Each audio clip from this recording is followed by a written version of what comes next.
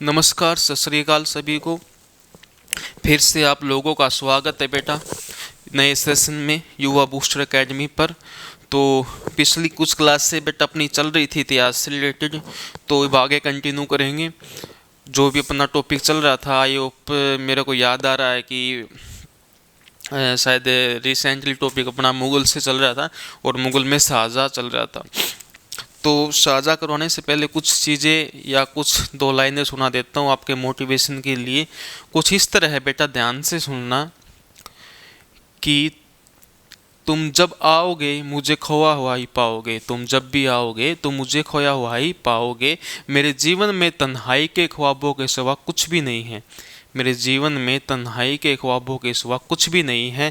तुम्हें तमन्ना है मेरे कमरे को सजाने की, तुम्हें तमन्ना है मेरे कमरे को सजाने की, लेकिन मेरे कमरे में किताबों के सिवा कुछ भी नहीं है। तो समझ गए बेटा, किताबों में जीवन व्यतीत करो, अपना सारा जीवन किताबों में लगा दो, आपको इंसान बना देगी बेटा। क्योंकि किताबें ही क्या है जो आपको एक अच्छे मार्ग पर लेके जाएगी, आपके लिए रास्ते खोलेगी। और गुरुजनों का सम्मान करो, क्योंकि गुरु ही आपका क्या करता है, मार्गदर्शन करता है। तभी तो एक कहानी पॉपुलर है बेटा इतिहास में। एक गुरु था, उसके दो शिष्य थे। कितने शिष्य थे? दो शिष्य थे। और दोनों शिष्यों को ये कह दिया गया कि भाई ये पहाड़ है और इस पहाड़ की चोटी के ऊपर तुम्हें झंडा फतेह करके आना है। क्या करके आना है? झंडा फतेह करके आना है। अब दोनों शिष्य चाल पड़े, लेकिन एक कंडीशन थी उसमें। गुरु ने ये बोला था कि बेटा अब लोग जाओगे तो रात को जाना है। कितने बजे? 2-3 बजे के करीब। और सर्दी का टाइम था। दोनों शिष्य चल पड़े और उनके हाथों में एक लालटेन दे दिया गुरु ने। क्या दे दिया बेटा? लालटेन। उसमें इतने साधन तो थे नहीं, लालटेन ही था माध्यम एक। तो लालटेन के माध्यम से दोनों शिष्य चलना शुरू करते हैं। एक शिष्य रास्ते से ही वापस आ जाता थोड़ा चल के। तो वापस आता तो गुरु पूछता रहे तू वापस क्यों आ गया? तो बोलता है गुरुजी मेरे को आगे रास्ता नहीं दिख रहा था, लालटेन से भी रास्ता नहीं दिख रहा था, इतना गहरा अंधेरा था। और जब सुबह होती है, जैसे ही सुबह के 4 या 5 बजे का टाइम होता है, तो जो दूसरा शिष्य होता है बेटा वो झंडा गाड़ के आ जाता है पहाड़ी के ऊपर। तो गुरु पूछता है अरे शिष्य तुम कैसे चोटी फतेह कर आई? ये तो नहीं करके आया, तो वापिस आ गया। बोल रहा था कि बहुत ज़्यादा गहरा अंधेरा है और मेरे को कुछ दिखाई नहीं दे रहा। तो वो शिष्य एक कमाल की बात कहता है बेटा। क्या बोलता हूँ? बोलता है कि गुरुजी आपने मेरा मार्गदर्शन कर दिया था, आपने मेरे को रास्ता दिखा दिया था। तो गुरु बोलता बताओ कैसे दिखाया मैंने रास्ता? तो गुरु को बोलता है कि गुरुजी आपने मेरे हाथ में लालटेन दे दिया था और लालटेन से मुझे एक कदम तक रास्ता दिखा, फिर मैं एक कदम चला, फिर अगला एक कदम रास्ता दिखा। ऐसे करते करते मैं पहाड़ की चोटी फतेह कर आया। तो गुरु क्या करते बेटा? सभी के सभी गुरु आपका मार्गदर्शन करेंगे, आपको रास्ता बताएंगे। आपको खुद चलना पड़ेगा। जितनी कठिनाई आपको रास्ते में आएगी उनसे लड़ने के लिए आपको शिक्षा दी जाएगी गुरुओं के द्वारा, आपका मार्गदर्शन कर दिया जाएगा। लेकिन आपको चलना पड़ेगा। वो कैसे चलो, रास्ते से वापस आओ या चोटी फतेह करके आओ, वो आपके ऊपर निर्भर करता है। तो बातें सब चलती रहेगी। अब बेटा हम टॉपिक स्टार्ट करते हैं। जहाँ तक मेरे को याद आ रहा है हमारा टॉपिक शाहजहाँ चल रहा था और शाहजहाँ को बीच में छोड़ दिया था। अब इस शाहजहाँ को कंटिन्यू करेंगे। तो हमारा क्या चल रहा था बेटा? मुगल एम्पायर चल रहा था।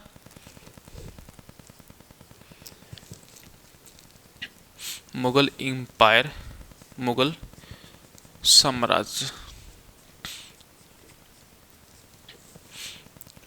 कब से? 1526 AD से लेकर बेटा कब तक चला? 1707 AD तक, औरंगजेब की डेथ तक। देखो शाहजहाँ चल रहा था। शाहजहाँ के बारे में बेटे कुछ बातें बताई थी मैंने आपको।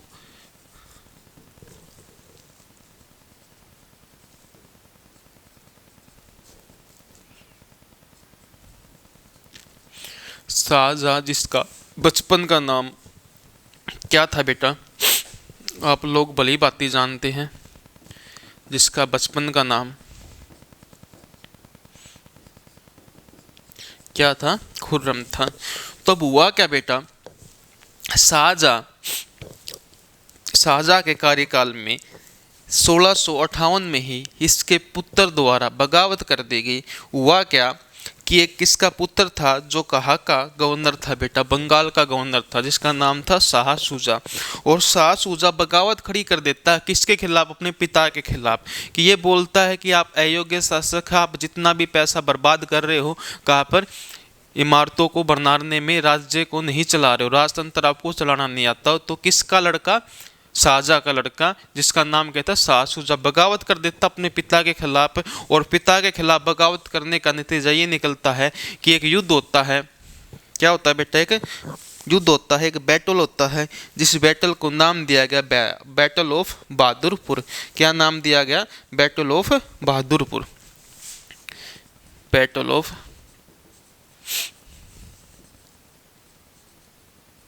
बहादुरपुर, बहादुरपुर का युद्ध, बहादुरपुर का युद्ध।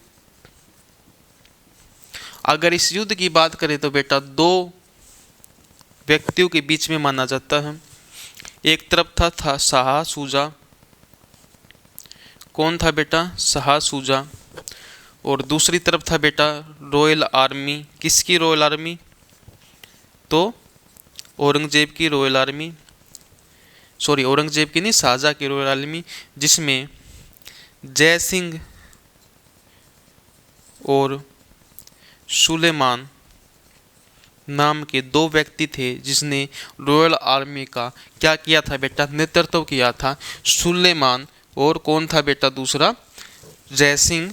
इसको सुलेमान क्या कहा जाता है, सिको कहा जाता है। इन दोनों ने इसकी शाहजहाँ की आर्मी का नेतृत्व किया और इसमें रॉयल आर्मी विजय रहती है। और कौन हार जाता है बेटा, शाह शुजा इस युद्ध में हार जाता है। जैसे जैसे करके मामला दब जाता है। लेकिन इतिहासकार ये कहते हैं कि उस शासनकाल के दौरान अफवाह फैला दी जाती है, किन के द्वारा, इसके भाई द्वारा या लोगों द्वारा।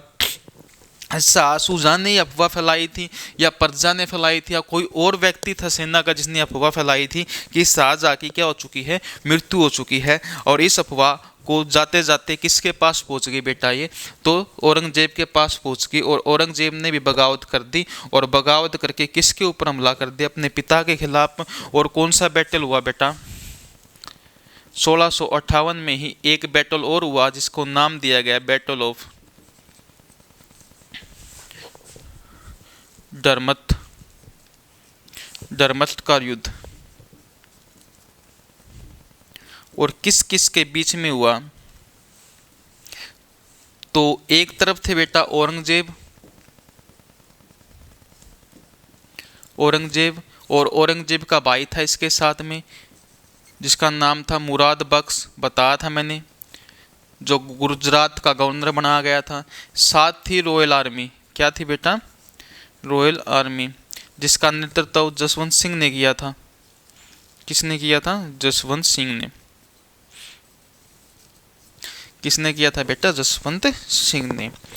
तो जसवंत सिंह ने। और इसमें कौन विजय रहा था, अब भली बातें जानते हो, इसमें कौन विजय रहा, तो कौन विजय रहा था बेटा इस युद्ध में, बताओ। दरमत का युद्ध किसने जीता था, तो ये भी किसने जीत लिया था बेटा, औरंगजेब ने जीत लिया था। और इसमें कौन हार गई थी, रॉयल आर्मी हार गई थी इस युद्ध में, दरमत का युद्ध में। इसके बाद बेटा किसका भाई, औरंगजेब का भाई क्या कर देता है, औरंगजेब के विरुद्ध युद्ध जारी कर देता, जिसका नाम था दारा शिकोह। क्या नाम था, दारा शिकोह। जो बड़ा भाई था वो क्या कर देता, औरंगजेब के खिलाफ क्या कर देता है, युद्ध जारी कर देता। बोलता है कि औरंगजेब को कैद किया जाए, क्योंकि वो अपने पिता के खिलाफ क्या कर रहा था, बगावत कर रहा था। और उसको ये नहीं पता था कि अभी तेरे पिताजी जीवित है, क्योंकि उसको ये किसी ने अफवाह फैला दी थी, उसके कानों तक पहुंच गई थी कि औरंगजेब के पिता शाहजहाँ की मृत्यु हो चुकी है। और इस वजह से युद्ध होना शुरू कर दिया था। वो चाहता था कि मेरे भाइयों में मैं श्रेष्ठ हूं, कौन, औरंगजेब, और मैं ही गद्दी पर बैठूंगा। तो इसलिए औरंगजेब ने अपने भाई के खिलाफ युद्ध करा, जिस युद्ध को बोला गया बैटल ऑफ शामूगढ़, बैटल ऑफ शामूगढ़। और एक मेन कारण ये भी था बेटा कि कुछ लोगों ने ये भी बोल दिया था कि दिल्ली की गद्दी पर, आगरा की यानी कि मुगल शासन की गद्दी पर दारा शिकोह बैठ चुका है। तो औरंगजेब ये चाहता था कि अपने भाई को पहले परास्त करूं मैं, जिसका नाम क्या था, दारा शिकोह, दारा शिकोह। ठीक है, और इस युद्ध में औरंगजेब जीत जाता, दारा शिकोह को हार का सामना करना पड़ता। किस युद्ध में? बैटल ऑफ सामूगढ़ के युद्ध में। और ये युद्ध हारने के बाद बेटा औरंगजेब अपना राज्याभिषेक करवाता है। कब? 1658 में। क्या करवाता है बेटा? राज्याभिषेक करवाता है, राज्य अभिषेक करवाता है 1658 में। अब 1658 में राज्याभिषेक करवाता, लेकिन कहाँ पर करवाया इसने? आगरा के रेड फोर्ट में, याद रखना, आगरा के रेड फोर्ट में, आगरा के लाल किले में अपना क्या करवाता है बेटा? क्या करवाता है? तो याद रखना, राज्याभिषेक करवाता। फिर इसके बाद बेटा इसका दूसरा भाई जो इसके साथ युद्ध लड़ा था, जिसने पहला युद्ध लड़ा था 1658 में, बहादुरपुर का युद्ध, जिसका नाम था शाहजहां। ये अब औरंगजेब के खिलाफ बगावत कर देता है, बोलता है कि औरंगजेब क्या बनने लायक नहीं, राजा बनने लायक नहीं है। ये अपने भाई के खिलाफ क्या करता है?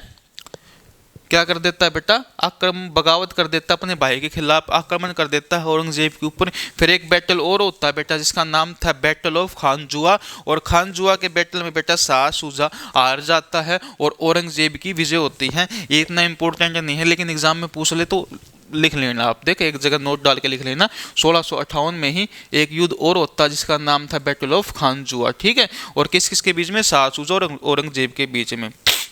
फिर इसके बाद एक महत्वपूर्ण लड़ाई होती है कि पता चलता है औरंगजेब को कि उसके पिताजी अभी जीवित है। क्या है बेटा? उसके पिताजी भी जीवित है, वो मरे हुए नहीं है। तो उसको ये पता चलने के बाद वो दिल्ली के ऊपर आक्रमण करता है। और दिल्ली के ऊपर आक्रमण करने के बाद एक युद्ध और होता है, जिसका नाम था बेटा 1659 के अंदर बैटल ऑफ देवराई। और उस युद्ध का नेतृत्व फिर से दारा शिकोह करता है बेटा। 1659 में होता है बैटल ऑफ देवराई, देवराई का युद्ध। और देवराई के युद्ध में औरंगजेब अपने भाई की हत्या कर देता है, दारा शिकोह की क्या कर देता है? हत्या कर देता है। और खुद अपना राज्याभिषेक करवा के 1659 में दोबारा राज्याभिषेक करवाता है। कहाँ पर? दिल्ली के अंदर। ठीक है, तो याद रखना एग्जाम में पूछा जाता है ऐसा कौन सा मुगल बादशाह है जिसने 2 बार राज्याभिषेक करवाए थे, पहला आगरा के अंदर, दूसरा दिल्ली के अंदर। तो याद रखना औरंगजेब है बेटा। तो इसमें कौन जीत जाता है? ये जीत जाता है और अपने पिता को क्या कर लेता है? कैद कर लेता है। किसको कैद कर लेता है? शाहजहां को कैद कर लेता है। लेकिन शाहजहां की अंतिम इच्छा ये थी अपने बेटे से कि अगर मेरे को कैद करे तो ऐसी जगह, ऐसी जेल में कैद करना, ऐसे तहखाने में डालना कि लेके जहाँ से ताजमहल दिखता हो।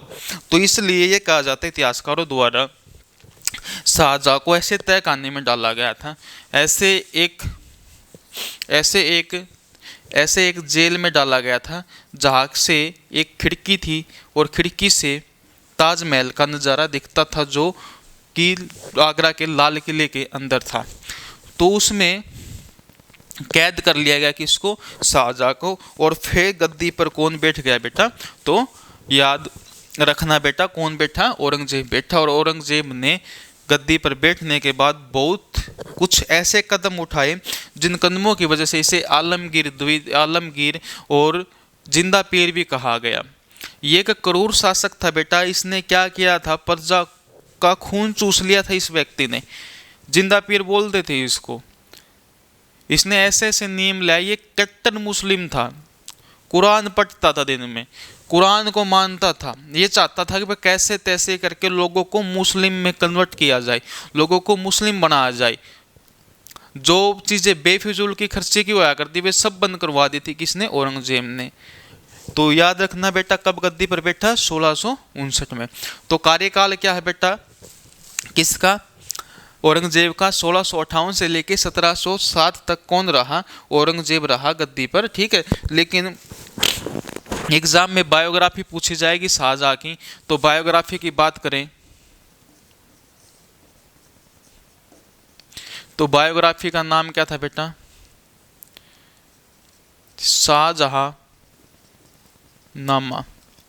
क्या था बेटा, शाहजहां नामा। क्या नाम था बेटा, शाहजहां नामा।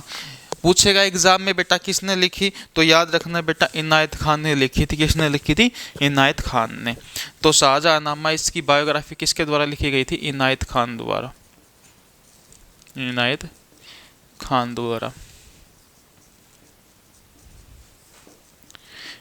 कुछ बातें ऐसी बेटा मैंने बताया था, एक टॉपिक की क्लास लूँगा मैं आप लोगों की, जिसमें सारी बुक्स वगैरह करवाई जाएगी इतिहास में, जितनी पुस्तकें हैं सभी के नाम लिखवाऊंगा और उनके लेखकों के नाम लिखवाऊंगा, कोई दिक्कत नहीं है। लेकिन जो टॉपिक चल रहा है उसके अंदर मैं लिख देता हूँ मोस्टली जो पुस्तकें हैं उस व्यक्ति से रिलेटेड है, साथ के साथ करवा भी देता हूँ। एक क्लास होगी उसमें इकट्ठी भी लिखवा दूंगा एक जगह, ताकि आप लोगों को आसानी हो पढ़ने में, एग्जाम के टाइम जल्दी से जल्दी रिवीजन हो सके। तो देखो ये भी शाहजहां यहाँ पर खत्म हो जाता है बेटा। इसके बाद आगे आता है इसका पुत्र औरंगजेब, जो शासक बनता है भारत का।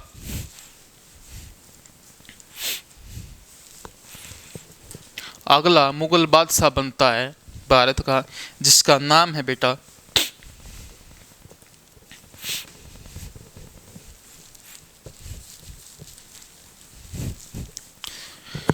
औरंगजेब आलमगीर या जिंदा पीर।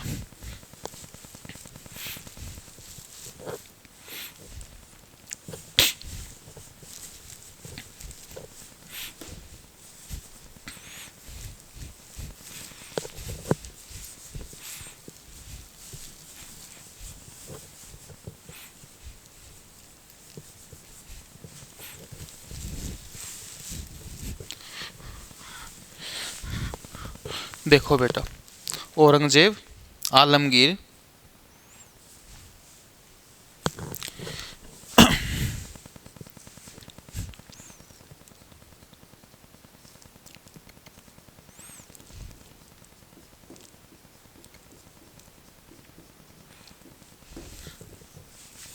तो तारीख की बात करें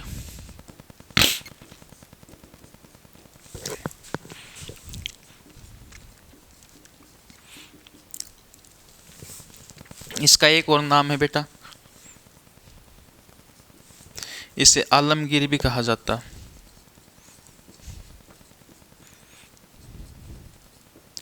आलमगीर, एक आलमगीर द्वितीय है, वो आगे आएगा, मुगली बादशाह वो, तो ये फर्स्ट है, याद रखना, ठीक है। तो आलमगीर भी कहा जाता किसे, इसे। और एक नाम से और पुकारा जाता है इसे, जिंदा पीर भी कहा जाता है, जिंदा पीर भी कहा जाता।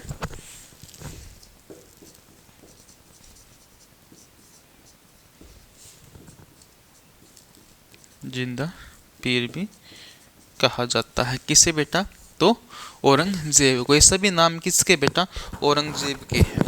अब हुआ क्या बेटा, देखो इसने अपने 2 राज्याभिषेक करवाए थे, याद रखना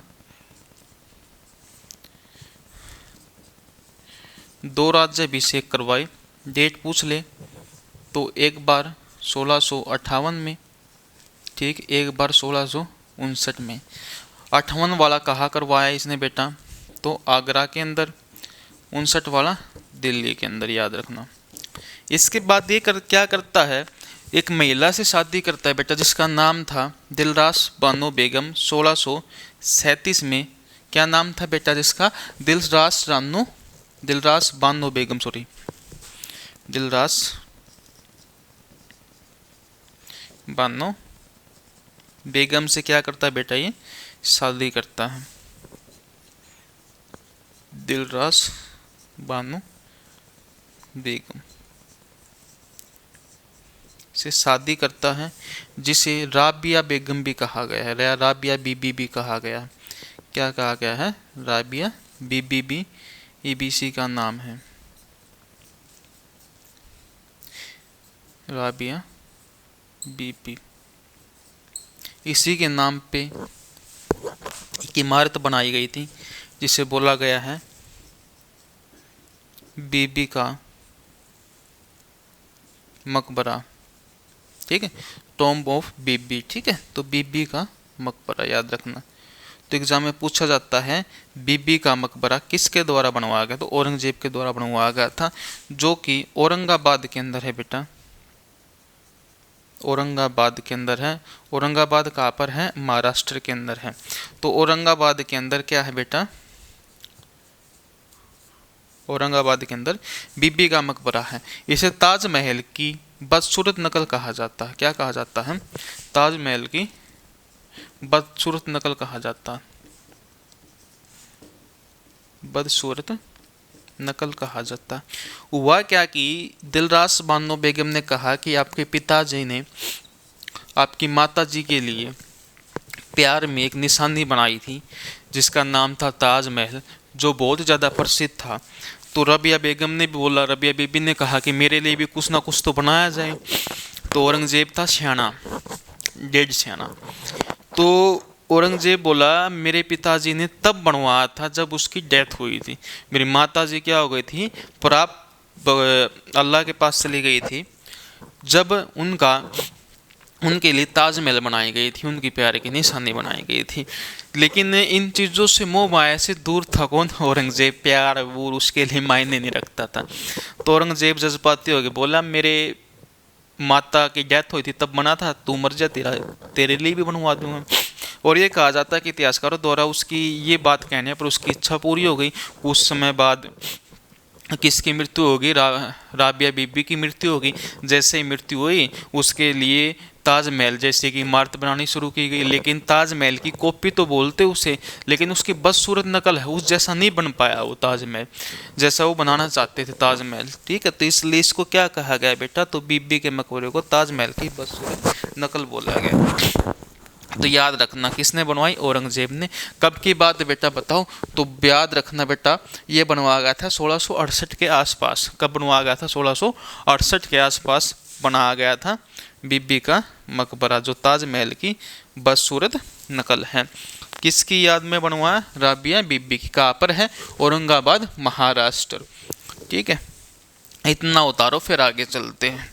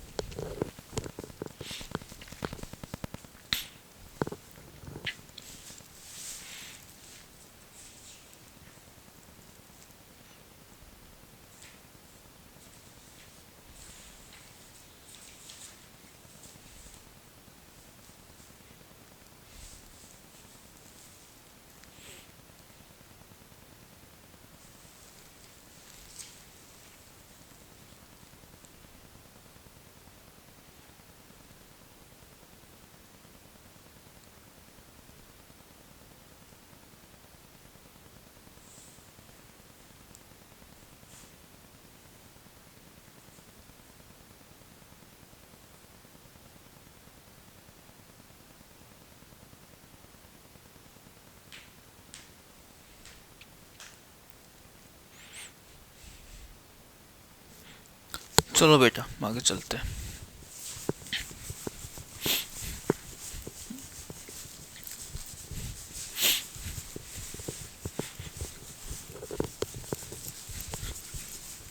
अब कुछ इतने ऐसे कदम उठाए जिनको ये फिजूल खर्ची समझता था अपने शासन के दौरान। ये चीज़ें नहीं होनी चाहिए। इसके शासन के दौरान इसने सबसे पहला कदम क्या उठाया बेटा, तो 1658 में इसने कलमा, 1658 में बेटा सिक्कों पर कलमा क्या कर दिया बेटा, बैन कर दिया, प्रोहिबिटेड कर दिया। यानी कि आज से सिक्कों पर क्या नहीं लिखा जाएगा, कलमा नहीं लिखा जाएगा। ये क्या मानता था, कलमा की क्या मानता था कि भाई इसमें कलमा की बुराई हो रही है, दोहो ये कलमा नहीं लिखना चाहिए, इसमें अल्लाह को क्या कहा गया, अल्लाह पवित्र है और अल्लाह को ऐसे वैसे वस्तु पर रखोगे तो अल्लाह का अपमान होता है, इसलिए इसने सिक्कों पे कलमा को लिखना बंद करवा दिया था। उसके बाद 1662 में बेटा 1662 में दास प्रथा और सती प्रथा दोनों का अंत करवाया। दास प्रथा और सती प्रथा दोनों को क्या कर दिया, बैन कर दिया। कब, 1662 में। उसके बाद बेटा 1664 में तीर्थ यात्रा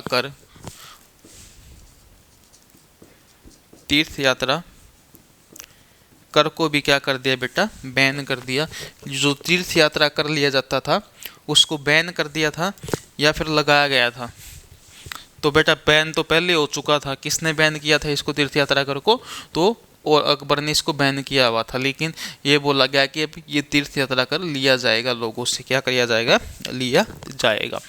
तीर्थ यात्रा कर लिया जाता था लोगों से, दोबारा से लागू कर दिया था किसने, औरंगजेब ने। फिर एक प्रथा थी जो किसके द्वारा चलाई गई थी, बलबन द्वारा, जिसे सिजदा और पाबोस कहा जाता था, सिजदा और पाबोस कहा जाता था, इसको भी बैन कर दिया। सिजदा और पाबोस मैंने बताई थी क्या होती थी। सिजदा वो होती थी झुककर सुल्तान को सलाम करना। पाबोस क्या होती थी, अगर किसी व्यक्ति को मिलना होता था राजा से या शासक से तो घुटनों के बल के उसके पैर चूमने पड़ते थे, ये क्या थी, पाबोस थी। तो ये भी बंद कर दी किसके द्वारा, तो औरंगजेब के द्वारा। तंबाकू और शराब का सेवन और उसको बेचना बैन कर दिया गया। तंबाकू और शराब को भी क्या कर दिया गया बेटा, बैन कर दिया गया। ठीक है। और एक त्योहार मनाया जाता था जो बलबन ने शुरू करा था, अकबर भी मनाता था उसको, जिसका नाम क्या था बेटा, नौरोज का त्योहार। नौरोज का त्योहार ये भी बैन कर दिया गया। ठीक है। और एक त्यौहार और बनाया जाता था जिसका नाम था बेटा मुहर्रम, जो सुन्नी जो शिया लोग बनाते थे। मैंने पहले ही क्लास में बताया था कि शिया लोग क्या बनाते हैं, मुहर्रम क्यों बनाते हैं, उसका मीनिंग भी बताया था। ये भी क्या कर दिया, बैन कर दिया। उसके बाद बेटा जुआ खेलना भी क्या कर दिया, बैन कर दिया। किसके द्वारा, औरंगजेब के द्वारा। संगीत को भी बंद करवा दिया अपने शासनकाल के दौरान। आज के बाद संगीत क्या नहीं होगा, संगीत नहीं गाया जाएगा। ये एक फिजूल खर्ची है शासन के लिए, इस पर ज़्यादा खर्चा हो रहा है। और खुद क्या था, एक वीणा प्रेमी था, याद रखना। औरंगजेब की बात करें तो वीणा प्रेमी था, एग्जाम में पूछा जाता है कौन सा मुगल बादशाह वीणा प्रेमी था, तो वीणा प्रेमी था, वीणा बजाता था। ये साक्ष्य में मिलते हैं, इतिहास में एविडेंसेस। तो संगीत को बंद करवा दिया किसके द्वारा, औरंगजेब के द्वारा। और क्या किया भाई बेटा इसके ने, तुलादान एक ऐसी प्रथा थी जो अकबर ने शुरू करी थी, राजा को सोने में तोलना जन्मदिन के दिन। तो ये भी बंद करवा दिया कि फिजूल की खर्ची है, इसको भी बंद करो। किसको, तुलादान को भी। उसके बाद बेटा एक प्रथा होती थी जोरोखा दर्शन, जो अकबर ने शुरू करी थी, जोरोखा दर्शन।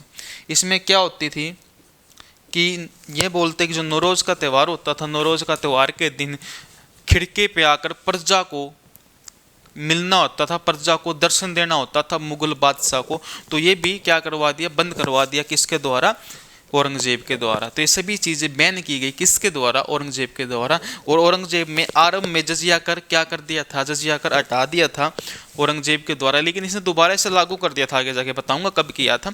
ठीक है, तो एक बार इतना उतारो फिर आगे चलते। ये चीज़ें बैन की गई थी किसके द्वारा, औरंगजेब के द्वारा।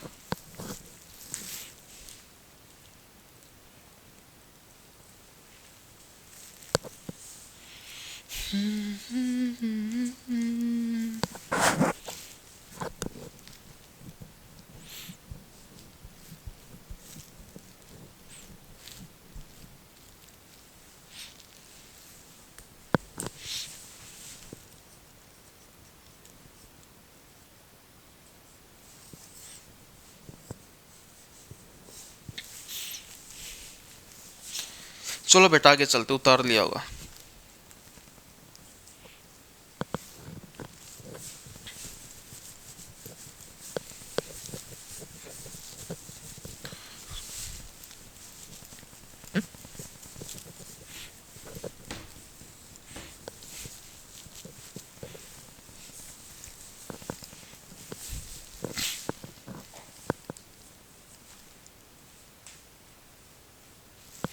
देखो बेटा, उसके बाद 1664 में loot of Surat by Shivaji,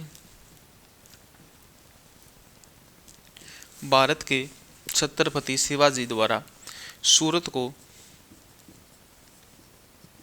लूटा जाता है। कब? 1664 में, जिसे फर्स्ट लूट ऑफ सूरत कहा जाता है।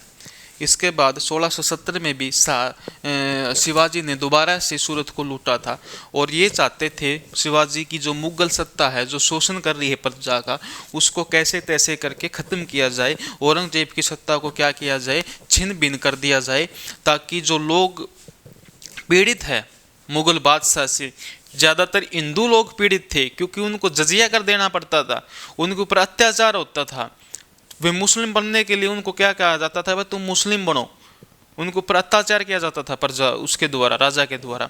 तो इसलिए मराठाओं के एक बहुत बड़े प्रभावी नेता जिसे छत्रपति शिवाजी कहा जाता है, तो उसने सूरत को लूटा ताकि आसपास के एरिया को लूट के मुगल सल्तनत को, मुगल साम्राज्य को कमज़ोर बनाया जा सके।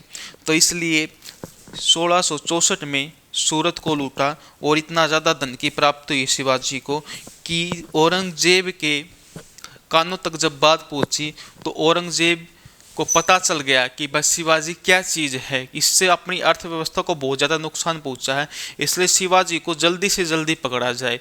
तो अगले ही साल 1665 में, 1665 में, कब बेटा? 1665 में किसकी अगुवाई में? जयसिंह की अगुवाई में किसके ऊपर हमला किया जाता है बेटा? तो जयसिंह की अगुवाई में, जयसिंह की अगुवाई में शिवाजी के ऊपर हमला किया जाता है, जिसमें बेटा शिवाजी पराजित हो जाता है। और पराजित होने की बदौलत शिवाजी के पास 34 किले थे। कितने किले थे बेटा? इतिहासकार ये बोलते इसके पास 34 किले थे, 34 इलाके थे, जिनमें से समझौते के अनुसार 23 किले किसको देने पड़ते हैं? 23 किले औरंगजेब को देने पड़ते हैं। किसके अंडर में आ जाते हैं? 23 किले औरंगजेब के अंडर में आ जाते हैं और 12 किले किसके पास रहते हैं? शिवाजी के पास। इस जो ये किले किसको दिए गए थे बेटा? औरंगजेब को दिए गए थे। तो इन किलों को देने के लिए एक संधि हुई थी, जिस संधि का नाम था पुरंदर की संधि। क्या नाम था बेटा? पुरंदर की संधि, जो 1665 में हुई थी। इसे ट्रीटी ऑफ पुरंदर बोला जाता है बेटा, ट्रीटी ऑफ पुरंदर। काफ़ी बार एग्जाम में क्वेश्चन आ चुका है, पुरंदर की संधि कब हुई बेटा? तो पुरंदर की संधि याद रखना आप लोग, तो 1665 में हुई थी। किसकी? पुरंदर की संधि, जिसमें 23 किले किसको दे दिए गए थे? जयसिंह को दे दिए गए थे औरंगजेब के साम्राज्य में मिलाने के लिए। और 23 सूबे उसके पास चले गए थे और 12 सूबे शिवाजी के साथ पास रह गए थे। लेकिन एक कंडीशन और थी, एक कंडीशन ये थी कि भाई शिवाजी को और संभाजी को दोनों को उपस्थित होना पड़ेगा। किसके? राज्यसभा में, औरंगजेब के राज्यसभा में। लेकिन शिवाजी ने और संभाजी ने आरंभ में शामिल होने से मना कर दिया। लेकिन उनको ये बोला गया कि भाई आपको किसी प्रकार की कोई समस्या का सामना नहीं करना पड़ेगा, आपको वापस भेज दिया जाएगा। लेकिन हुआ क्या बेटा? उसका उल्टा किया, विश्वासघात किया। किसने? औरंगजेब ने। जयपुर में जयपुर भवन में शिवाजी एंड संभाजी बेटा किसके पुत्र थे? तो याद रखना, संभाजी किसके पुत्र थे? तो शिवाजी के पुत्र थे। तो इन दोनों को कैद कर लिया गया। एक बार लाइट चली गई बेटा, थोड़ा 2 मिनट का ब्रेक है प्लीज़।